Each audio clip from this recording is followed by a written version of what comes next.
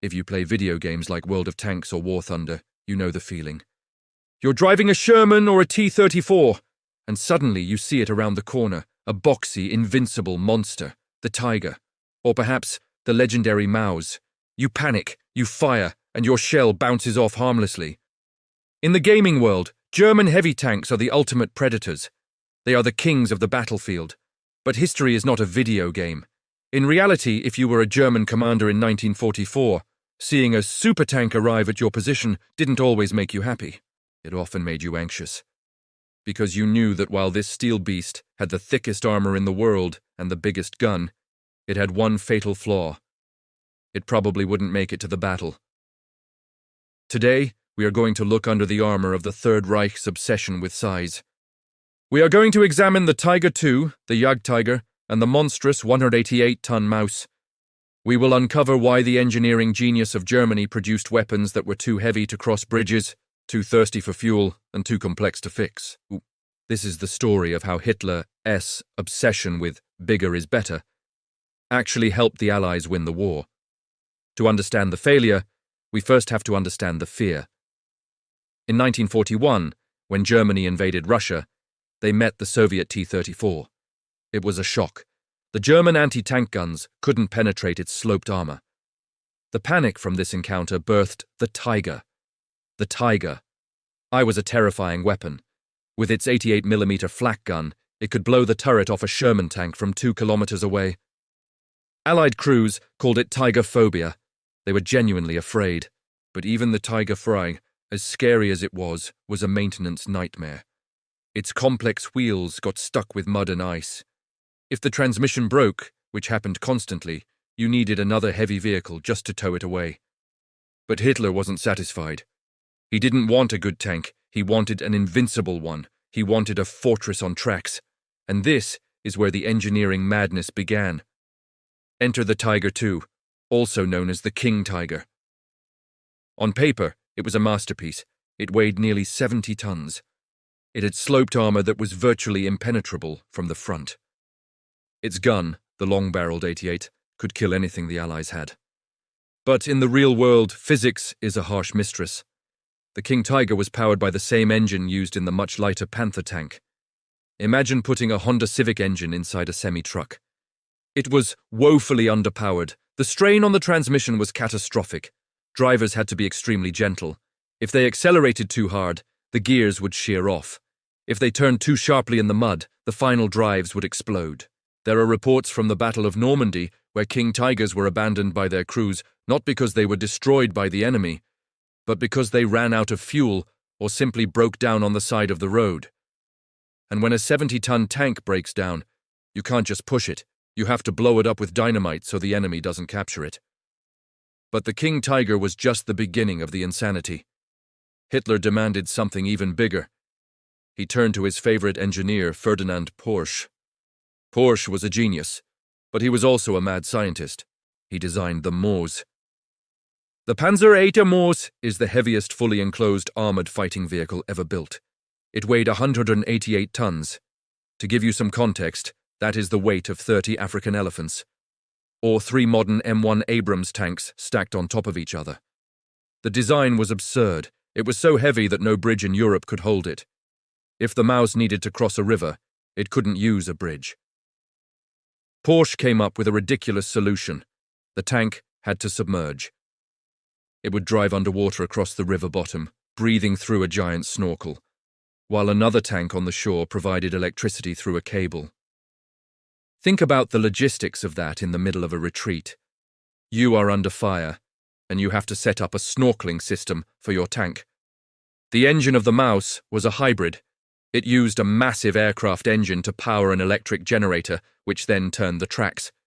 It was innovative, but completely impractical for a nation that was running out of copper and rare metals. Only 2 prototypes of the Maus were ever nearly finished. And what happened to them? Did they defend Berlin? Did they crush the Allied armies? No. As the Soviet army approached the testing grounds at Kummersdorf, the Germans realized they couldn't save the tanks. They couldn't move them fast enough. So they rigged them with explosives and blew them up. The only thing the 188-ton monster ever successfully destroyed was itself. But believe it or not, the Maus wasn't the biggest idea on the table. There was something called the Landkreuzer P-1000 Ratte, the Rat. This wasn't a tank, it was a land battleship. Approved by Hitler in 1942, the Ratte was designed to weigh 1,000 tons. It was supposed to be armed with a naval turret taken from a battleship, firing 280mm shells. It would have been 35 meters long and 11 meters high. It would have required a crew of 40 men and a toilet. Yes, it was big enough to have bathrooms. The sheer stupidity of this project is hard to comprehend. A 1,000-ton vehicle would have destroyed any road it drove on. It would have sunk into the earth whenever it rained. It would have been visible from space. An Allied bomber pilot wouldn't even need to aim. He could just drop a bomb anywhere near it. Thankfully for the German war effort, and unluckily for us history fans who would love to see photos of it, Albert Speer, the Minister of Armaments, cancelled the project in 1943. He realized that building one Ratte would consume the resources needed to build hundreds of normal tanks. So why did Germany fail? Why did they build these monsters? It comes down to three critical factors: logistics, fuel, and air superiority. First, logistics. The German army relied heavily on horses. Yes, the army that built the jet engine and the V-2 rocket moved most of its supplies by horse and cart. When a 70-ton King Tiger broke down, you couldn't use horses to move it. You needed specialized recovery vehicles, which were rare. Furthermore, these heavy tanks couldn't use standard railway tunnels. To transport a Tiger by train, the crew had to remove the wide combat tracks and put on narrow transport tracks. This took hours of back-breaking labor. Then, when they arrived at the front, they had to switch the tracks back. If an attack happened while they were changing tracks, the tank was useless. A King Tiger consumed 500 liters of gasoline just to drive 100 kilometers on a road. There were entire tank divisions during the Battle of the Bulge that failed to reach their objectives simply because they ran dry. The Americans, driving their smaller, lighter Sherman tanks, had plenty of fuel. The Germans sat in their invincible steel bunkers, waiting to be captured because their engines were silent. Third, air superiority. The supertanks were designed to fight other tanks. They had thick frontal armor to stop shells. By 1944, the Allies owned the air. P-47 Thunderbolts and Hawker Typhoons roamed the skies looking for targets. A single rocket from a plane could disable the engine or kill the crew. The German crews spent more time camouflaging their tanks with tree branches than they did fighting. In contrast, look at what the Allies did. The American Sherman tank was not a great tank one-on-one. Its gun was weak, its armor was thin.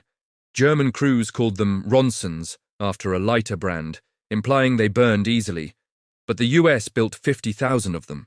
They were reliable, they could cross any bridge in Europe. The Soviet T-34 was rough, uncomfortable, and crude. But it worked in the Russian winter, and the Soviets built 84,000 of them.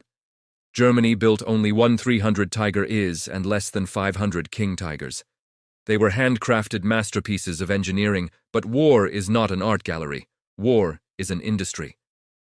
The tragedy of the German supertanks is the tragedy of misplaced genius.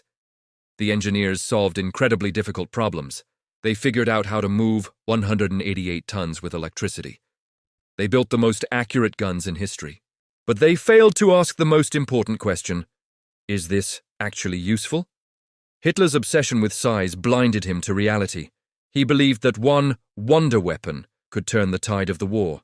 He thought that terror would defeat numbers. But a 70-ton tank that is out of gas is nothing more than a 70-ton paperweight. There is a lesson here for modern technology, too. Complex isn't always better. Big isn't always strong. Sometimes the thing that wins is the thing that simply works, day after day, in the mud and the rain. The Maus sits today in a museum in Kubinka, Russia. It is a hollow shell. It stands as a monument to engineering arrogance. What do you think? If Germany had focused on building more Panzer IV or Panthers instead of these monsters, could they have prolonged the war? Or was the defeat inevitable regardless of the tanks? Let me know your thoughts in the comments below. And if you want to see the other side of this story, the American tank that everyone said was terrible but actually won the war, check out this next video. Thanks for watching.